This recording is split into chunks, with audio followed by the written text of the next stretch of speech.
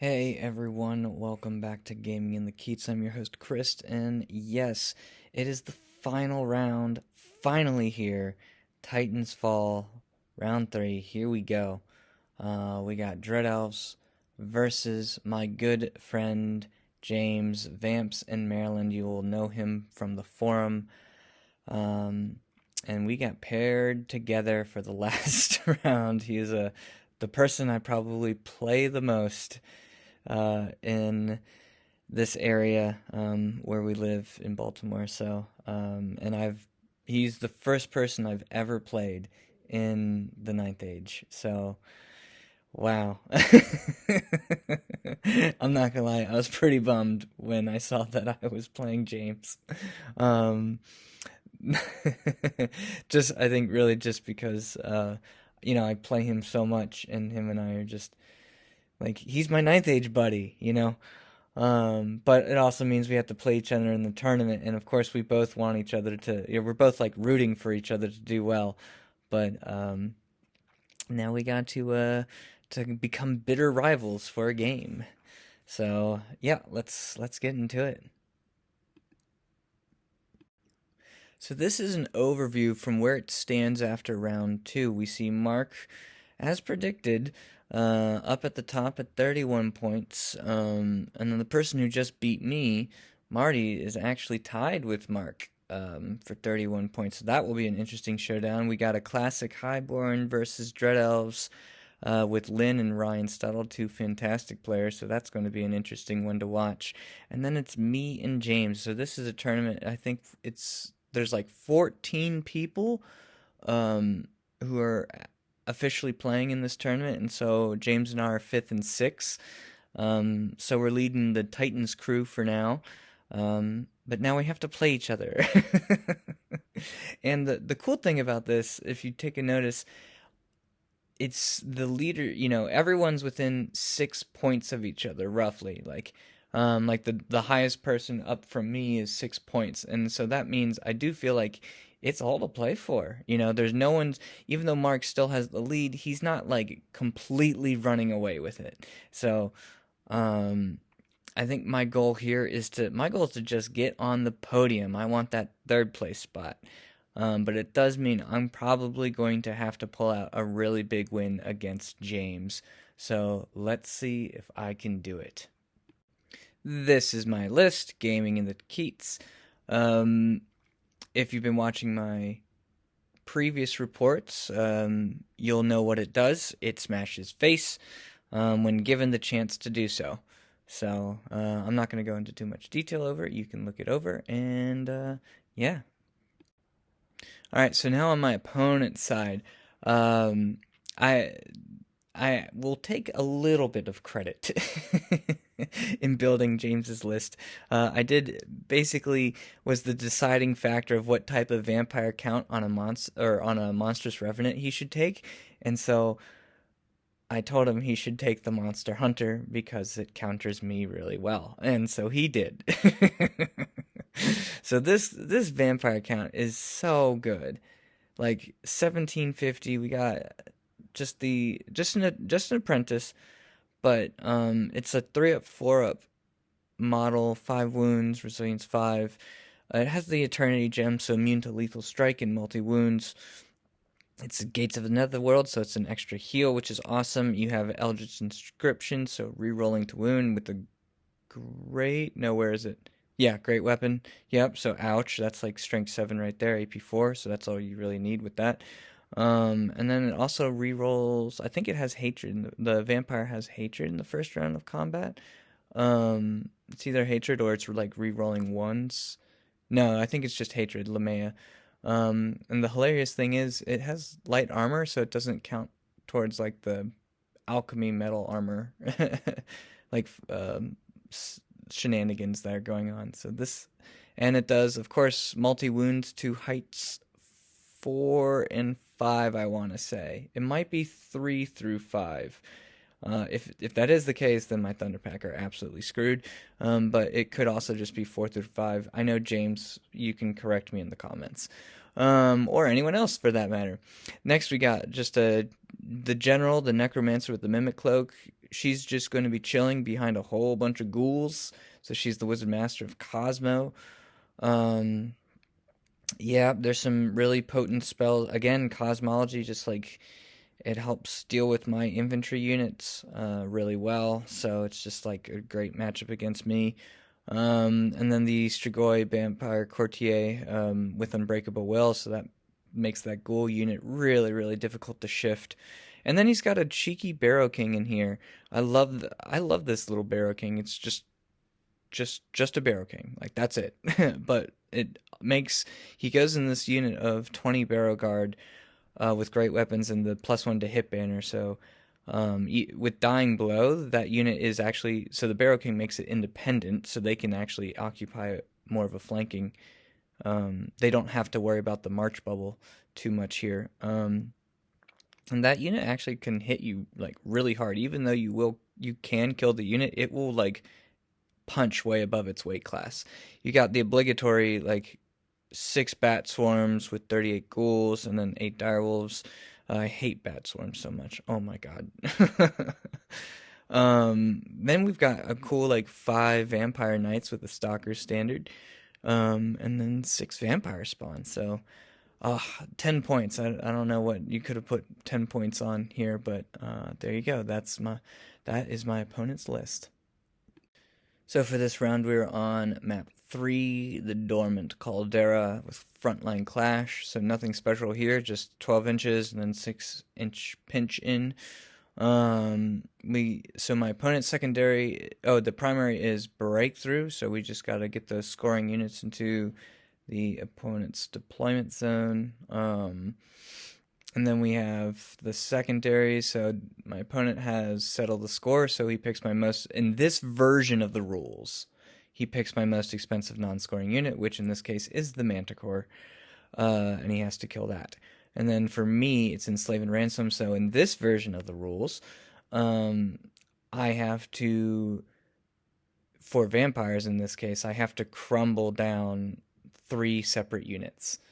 And then I got the first turn, and my opponent gave me the side with the impassable. So you can see here we got an impassable, we got a wall, we got an ancient ruins in the center, we got a forest, we got a field, hill, ruins, another wall, interesting, and a water feature off to the side. So yeah, my opponent gave me this side up at the top, and then I just dropped for first. So macro side, I really want to go first. I want to be putting pressure on my opponent. I'm just shoving Thunderpack in his face. Um, so, because I think that's what my opponent's probably the most worried about, aside from the spears. Um, the spears are always a tough unit to shift. So I just really need to push and force my opponent to react to me. My opponent's magic phase will be really tough to deal with the master and then like 2 apprentices. So I think he has 3 heals in the bag, which sucks. Aside from like all the damage spells he can do on my like squishy elven units, and then yeah. I think the primary will be tough on my end because my opponent just has more scoring than I do, and I only have 2. So that's not good. On the micro side of things, again, I'm trying to just run through and crumble things quickly with Thunderpack. That Monster Hunter vamp, I just don't have an answer for. My Manticore is good, but she's like a defensive build, and I think in the end he just beats me. Like he just kills the Manticore like over time because he can heal himself and he does multi wounds too. He's still hitting me on 5s, but like it's just not good luck. And he's rerolling to wounds. Oh, ugh. Well, he's wounding me on 2, so meh. And then Cosmic Scales is a spell that I have to stop because that goes straight through my Aegis saves. So the Manticore has an Aegis, the Dancers have an Aegis, the Altar has an Aegis, and my Acolytes have an Aegis save. So Cosmic Scales, once I'm in combat, that's like the thing that I just have to stop.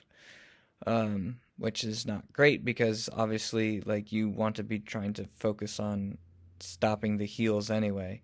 But like, I still, I don't know. It's a really tough decision because it's like, but I want the five up eight, you know.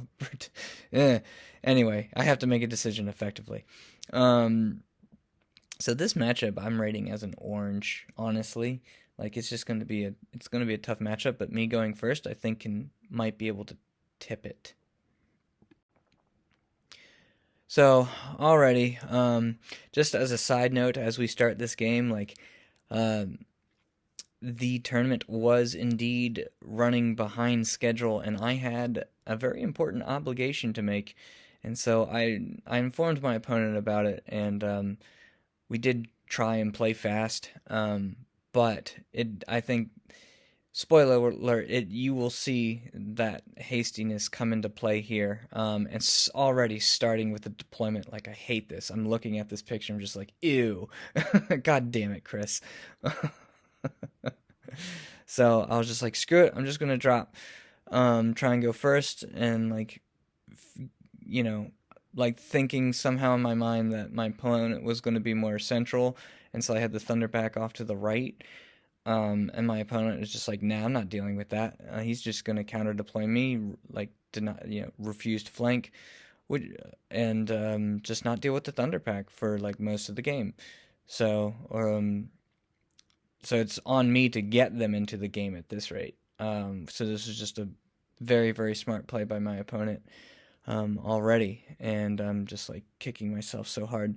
So what I did here was, when I dropped the acolytes off to the far left. They're a light troops unit that just says, like, if you don't deal with them, they're gonna do some cheeky, awful things to you. We have dancers in the middle.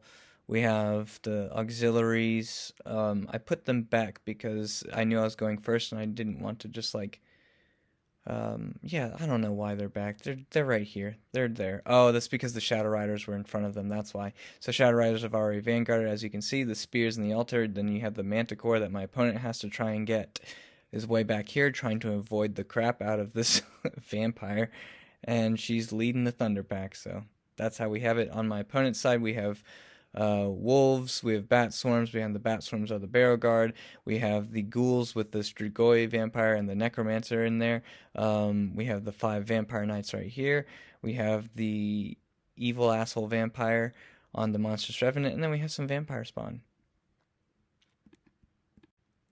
Alright, so my turn 1, I'm just trying to, like, I'm like turning and moving the Thunderpack as far as they can. The spears are just turning now to, like, we're just sweeping around, and hopefully I can get them involved. The auxiliaries position themselves behind the wall. I'm just going to shoot at the dogs as best I can. These Shadow Riders do not have bows because they're the core ones, so they're just going to stand out of line of sight of everyone and just be ready to die for the cause if need be. Dancers push up. Manticore comes over to give a nice little 10-inch bubble. I figured at this point I don't need the Thunderpack to have their, or sorry, not 10-inch, excuse me, 12-inch bubble of Discipline 10. I think this one's in range, but the far one is obviously not. So she's just trying to provide a leadership bubble right now. And in case my opponent does choose to charge the direwolves into the auxiliaries, for, because direwolves' stats have changed. They're actually pretty interesting if you can get some magic buffs up on them. But I made sure that if he tries to do an overrun, he's still going to hit the front. And then this is something I do here. I hate this. I hate that I did this. But I was basically saying, like, here, I'm inviting you into the charge range of the acolytes to come and move up. And like try and get out of magic missile range. Like, I'm forcing him to be like, all right, well, if you're going to try and magic missile me, you need to come this way. Which is stupid because the Devouring Dark doesn't need, I think, line of sight, and he can do it anyway, like, whatever. So this is just dumb. I think I just should have had them, like, kind of just being up closer to the impassable on the line, outside of charge range of the vampire spawn, or maybe tempting him with the 6, because the vampire spawn, the acolytes are agility 6 base, and the vampire spawn in this rule set is only agility 4, so I'll go before him anyway. And I've done this fight, and the acolytes they can, they're pretty good with dealing with no armor here. So that would be a thought here, but yeah, I just messed that up. So shooting did nothing to the wolves, and my opponent says, you know what, I'm gonna make you chase them. So my opponent is easily able to just reform them and just go 9 inches backwards. Or not backwards, but he's able to just turn them around, and go 9 inches that way. So that sucked, and he was able to get out of the line of sight there, so I misplayed my Shadow Riders. This, again, like, he got out of their line of sight, and he brings the Bat Swarms up to get ready to chaff. He's staying outside of charge range of the Dancers. He is outside of charge range of the Acolytes, but like, they're still sort of doing their job, like, they're delaying him a little bit, but, like, he's still able to move up, which is not something I want. In the magic phase, he's able to get off, at least, I think he gets off, I stop one of the missiles, but he gets off an ice and fire up onto this unit of the Shadow Riders. He kills 4 of them, and luckily, they pass their panic. So, yeah, I'm happy that one is at least still alive. So at this moment, I'm still trying to create a battle line here. Like, I'm not moving as far up with this left side here. I'm just trying to get some units, like 18 inches units in range here. And just, try and get some shots off onto the ghouls, start that whole process. I pull back the Shadow Rider, making it so that if he wants to try and missile the Shadow Rider off, he's going to have to move that Necromancer out of the unit.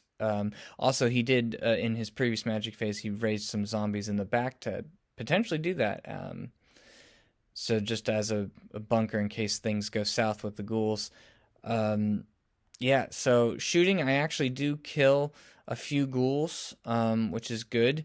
So, but other than that, that's my, yeah, I think an assassin put a wound on a bat with his little repeater handbow, which is cute. But yeah, there you have it. Acolytes, again, playing cat and mouse with the vampire spawn. So, again, I think I shouldn't be as afraid of them as I could be, here. But I was just being conservative, and here I should have just been keeping them along this line the whole time. So I'm, like, very mad at myself with that. Aside from, like, misdeploying my Thunder Pack here, they're just, like, trucking it as fast as they can. But they're only, March 12th, so they got a ways to go.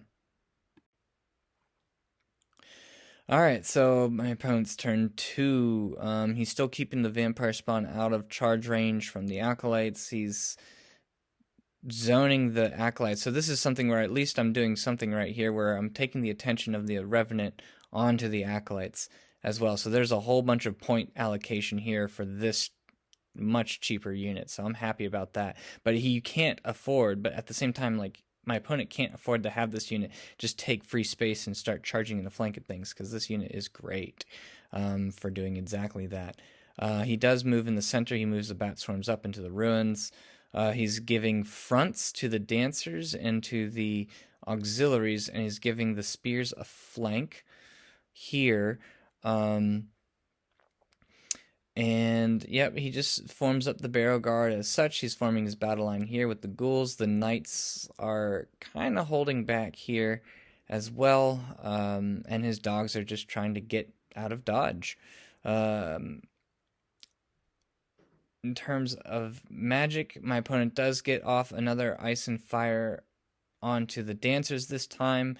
I stop one of the damage spells, but he gets another one off. And I think I also had to stop No, he didn't have Spectral Blade, excuse me. I was, like, prepared for it. But yeah, so my opponent gets a damage spell off on the Dancers, whittling them down. Okay, so here we go. um, I charged the flank of the bats with the spears and the altar, and I charged the front with the auxiliaries. And my reasoning here was I was going to. I wasn't 100% sure. Here's where I just wasn't sure about is if the spears alone in the flank would crumble the bats completely because they have such a big health pool. I should have just taken a moment, slowed down, done the math, and see how likely the wounds I needed to do in order to crumble the unit down to, you know, down completely. And I didn't do that. So instead, I charged the auxiliaries. And here's where you start to see some of my thinking of like the old rules start to play in. And you'll see where it bites me a little bit in future turns here. So I'm thinking I charge in, crumble the unit with the auxiliaries. I'm going to overrun, treat my own unit as open terrain. Or actually, I clear my unit anyway, so it doesn't matter. But I overrun and try and block up the ghouls and like the knights and whatever. And then flee through my own unit when he charges me, forcing him to redirect into the spears, and then I have my counter charges set up with the Thunder Pack and the Dancers and the Manticore just in case. So that was my thought process there, but you'll see what happens. There's no magic, no shooting, so as you'd expect with all of this going into the bats, even with their distracting and all that stuff, the amount of combat res and attacks going in, I am able to crumble the bats. And here is where you will see the new rules kick in. And I make a terrible mistake. So, my opponent charges the auxiliaries with the Barrow Guard, and I flee. And granted, I'm thinking, okay, even if I don't clear the Dancers, the ghouls, when they redirect, I know I can only make one flee move, but then they'll hit the unit and then the unit will be destroyed. That's my thought process, right? But they'll be there and I'll be ready to countercharge.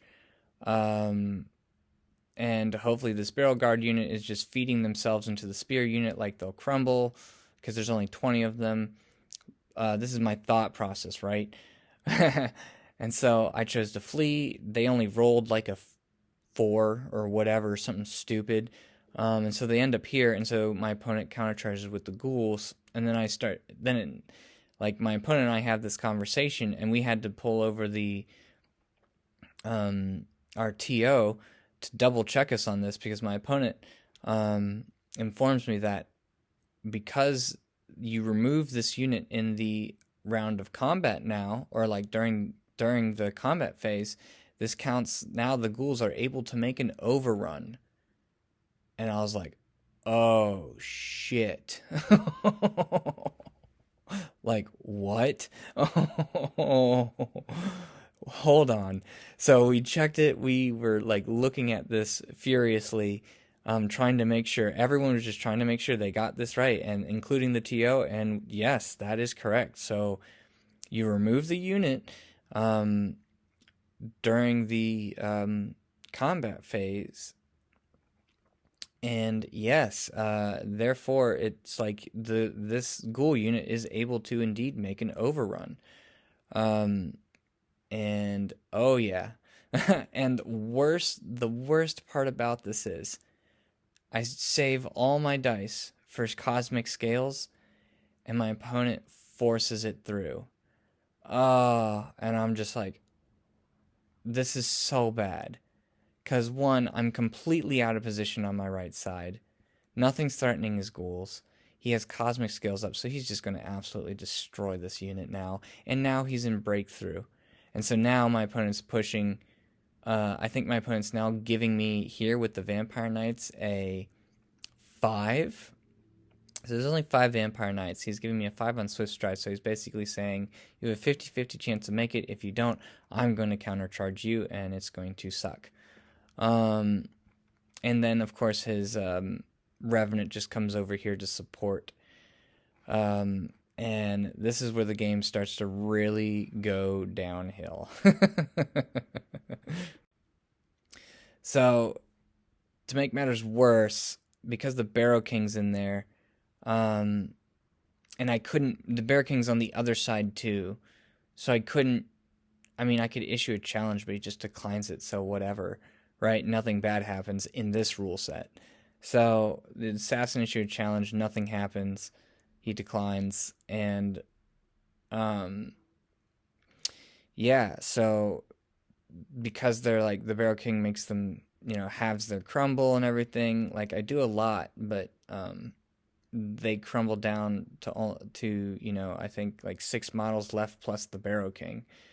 So I was like, oh crap. So he just stuck my unit, and to make matters worse, he put like he put 3 wounds on the altar because my opponent was targeting the altar. He was trying to kill it, and I think he snuck in 2 wounds on the snuck in a wound on the assassin, which multiplies to 2. So I was like, oh crap. So this was again just very well played by my opponent. Like he calculated the outcome here better than I did, and yeah, well played. And this is my facepalm moment. This is a lesson for everyone, of course, going into tournaments. Just like be prepared, know the fucking rules. Oh god. Oh man. Yep. So, and this happens on my turn to make matters worse. So yeah. That's that. However, maybe there is an assassin in this unit. We might be able to kill this vampire. We'll see. So I'm hitting the panic button at this rate. Like, oh god, what do I do? So here's what I was able to come up with, y'all. I charge in the Thunderpack here, and my thinking is, I know it's a long shot, but my thinking is, if I can roll high on the Swift Stride, I count my own unit as open terrain. I think if that's still the case, this is my thought process at the time, and I can hopefully maybe clear the unit. And at this rate, I don't care if I take dangerous terrains, but I clear the unit to try and get on this side so I can at least threaten the ghouls. I know if he turns around, he won't be able to charge me. So for now, even though it will be my turn, the ghouls will just, if I can clear the unit, the ghouls will just have to eat it from the Manticore and the Thunderpack, which I'll happily do. Now, of course, now there's this whole problem here with the Revenant, but that's a problem for future Chris. And then I do something even, again, just like, I'm like hating myself with this unit right here.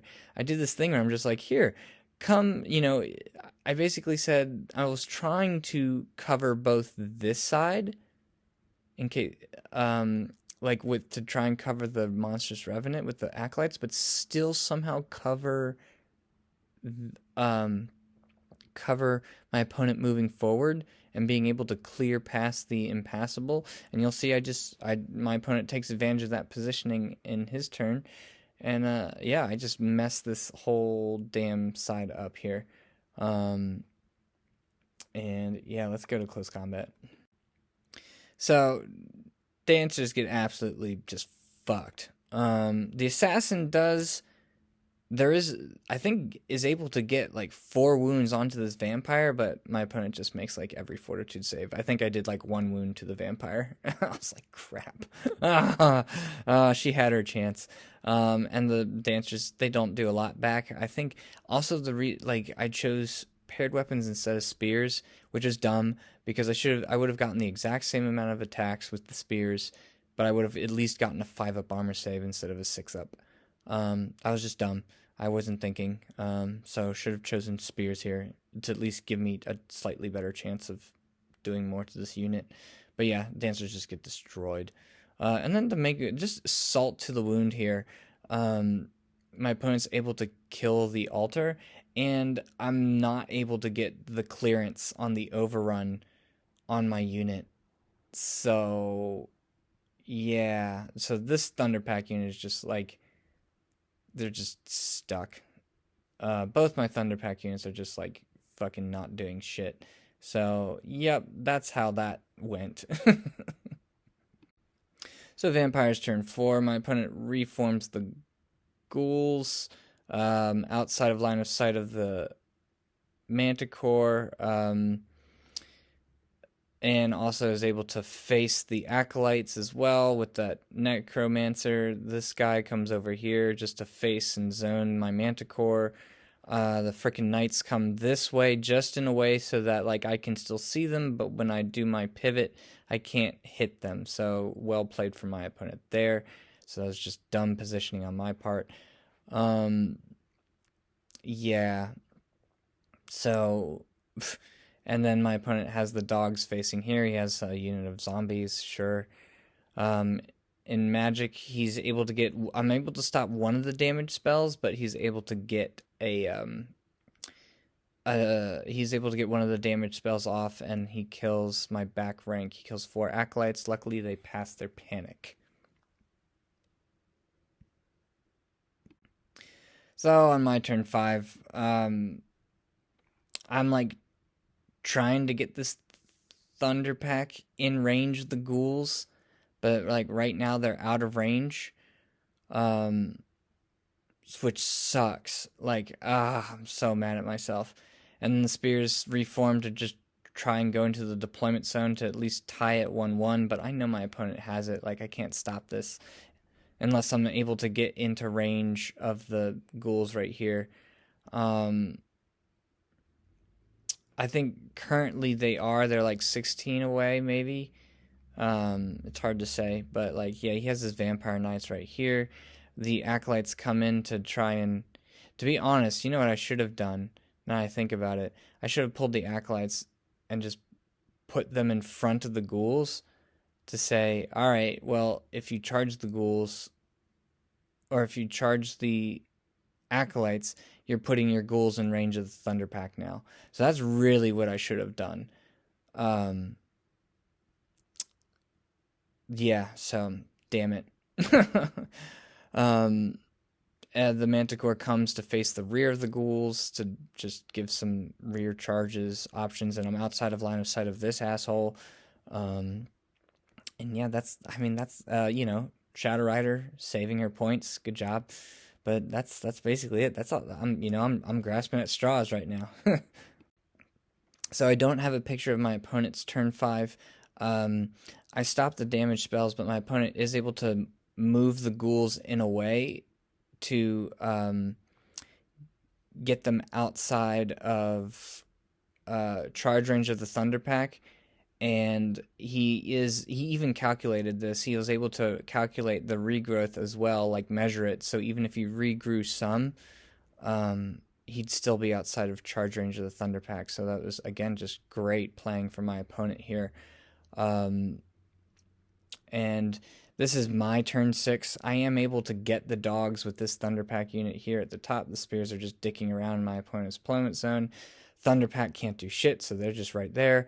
And so here's where I'm just like, I want my Manticore to do something. And I just said, screw it, I'm just going to charge her in. I'm going to issue a challenge. My opponent, of course, is going to decline it, but again, nothing bad happens.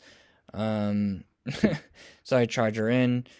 I kill some ghouls. So what? My opponent turns to face, but I did it in a way where he couldn't do any sort of counter charging with this Revenant. But you'll also notice, again, with the acolytes here, I put them, for some stupid reason, I decided to put them right here. I just totally didn't see this, but the vampire spawn can see them past the impassable, and they have fly. So, like, yeah.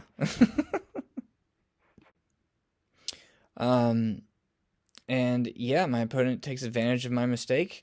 He charges them. At this rate, I'm like, well, I'd rather just give you half points for them than full points, so I'm just going to flee. And my opponent flees. He's going to try and missile them off here to hopefully get full points. He reforms like so. He's able to get his knights into my deployment zone, so now it's 2-1 in terms of scoring units. So my opponent has beaten me on the primary. My opponent, of course, during the combat phase, he of course declines the challenge, right? He reforms in a way so I can't touch him. He declines the challenge, so I'm just swinging at ghouls. And again, more salt to this whole experience. I'm the ghouls actually sneak through 2 wounds onto the manticore, and I whiff hard. I was rolling like ones and twos. I was just like, oh my god. And I actually lose the combat. I think I lost by 2. It was ridiculous. So I lost the combat, and I was rolling like my D3 stomps. I was doing everything, and like I just whiff because my opponent just wins. And now it's a break check on the Manticore to like a discipline 8. And I stick. So there you have it. Oh god, that was bad. Oh man, I'm sorry, James. I really wish I had given you a better game. That I was, yeah, I was definitely I just wasn't. I was just playing super fast. Like I had to get out of that store. So that's just my fault. I should have just, yeah. I mean, we discussed it ahead of time, but yeah, that was not good. Well played to my opponent. Like I've just felt like he did like everything right, like everything that he needed to do to secure the win, and like he was prepared again with like knowing the rules and what would happen if, X, Y, or Z scenario took place. And so yeah, he capitalized on that situation with the auxiliaries, and it was just a great playing from my opponent there. So congrats on the win, James. So I'll have to get you back for next time. All right, so all in all, that means it is a 15-5. That includes the primary, but neither of us got our secondary. I only crumbled 2 units. No, I only got, yeah, I only crumbled down, like the dogs didn't count. I killed them, right? So like, they just died, so they don't give me the point. Same with the barrow guards. So I actually only crumbled the bat swarms. So, yeah. So I didn't get my secondary, and he didn't get the manticore. So I only got 935 points from him. My opponent took 15 from me, so he got an assassin, the auxiliaries, half points for shadow riders, half points for acolytes because they're fleeing, dancers, and the altar, and then I only got a barrow king, the bat swarms, the dire wolves, and the barrow guard. So there you have it. Let's be real, I didn't play this one well. That's just my fault. I have to own it. I botched my deployment pretty hard. I know I did the right thing to push my opponent, but what's good in pushing if your deployment is fucky anyway? And then, I mean, yeah, the macro side of things, like, I knew that I wasn't as prepared as I should have been for this tournament, and I think I definitely, in each game, you could see it making an impact, for sure. So, but again, these are things that I know. So yeah, is what it is. Misplays, deploying the Thunder Pack too far on the right side. I just needed to deploy everything. If I'm dropping for first and I don't know where my opponent's going to go, and he has a lot of mobile units, like, you just have to, I think I just had to commit to the center. And then, like, I still liked my plan initially with the acolytes, but then, like, again, I just misplayed them. Like, I just didn't do it well. So yeah. There's a question I did have of whether or not it was necessary charging the spears with both the auxiliaries or charging the bats with both units. Ironically, I still haven't even done the math on that. If I just crumble the unit, if I'm able to do, how many wounds do I need to do? I just wasn't sure because the bats have like such a massive health pool, and they're distracting and blah, So I just wasn't sure if I was actually going to be able to crumble them all in one round with just the spears in the flank. Yeah, I screwed myself, totally screwed myself with this decision to flee with the auxiliaries. And with like the whole new overrun removing units rule. I don't have that rule actually up, but I'll, It's definitely going to be like a bookmark page in my ninth age manual here. And then at the very end, I just shouldn't have risked the manticore. Like, that was just stupid. So even though I made the break check, I just shouldn't have done that.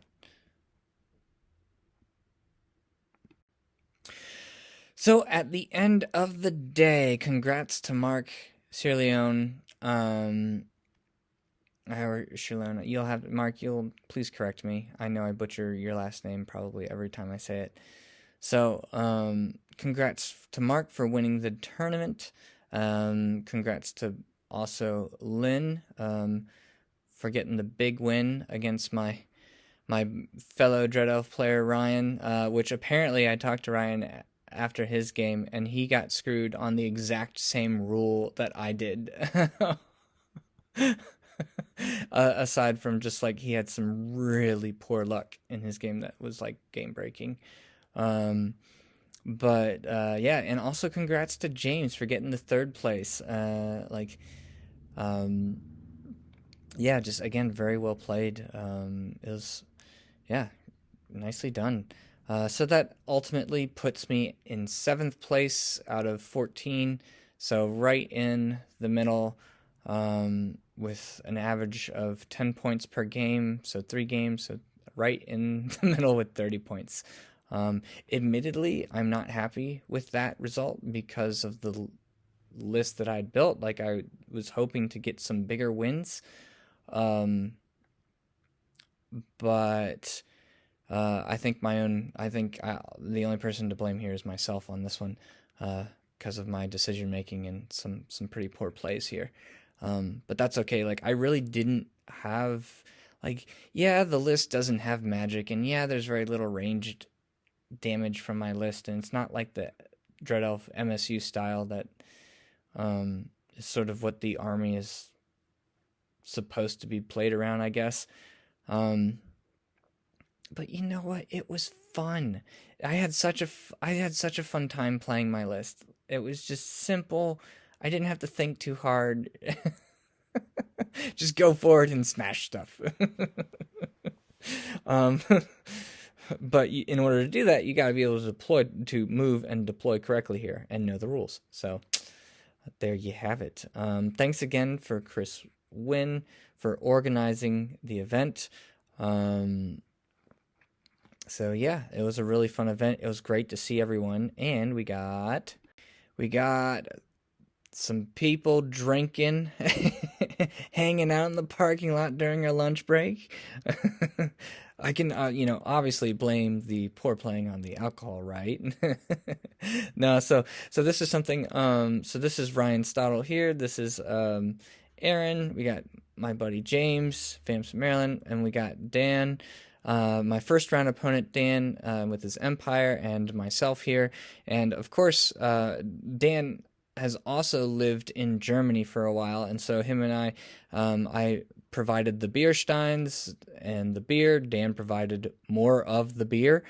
And yeah, we decided to have a nice little drinking party in the parking lot in between rounds, and it was fantastic. It was just really wonderful to see everyone again. It felt like it'd been so long. Let's get that red dot out of here. It felt like it had been so long, and it was just a really fun event. And I'm looking forward to the next one in February 2025. All right, everyone. Thanks so much again for making it all the way through this report. Thanks for watching. Like and subscribe. And yeah, y'all are awesome. Thank you. Looking forward to making the next couple of reports here we got in the bank. Hopefully I can get out a few more before the New Year's, before the new rules drop and everything like that, but we'll see. Anyway, happy holidays, everyone, and yeah, ciao ciao for now, y'all.